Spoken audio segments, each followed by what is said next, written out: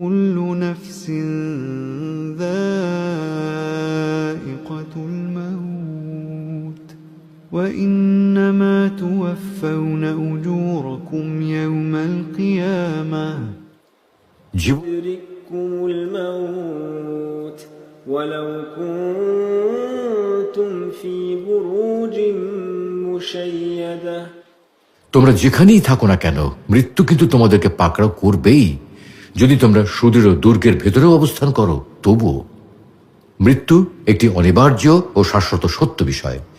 ইসলামের সম্পর্কে অনেক সতর্ক করা হয়েছে এবং বারবার বলা হয়েছে মৃত্যুর জন্য প্রস্তুতি গ্রহণ করতে, কিন্তু আমরা কি তা করছি?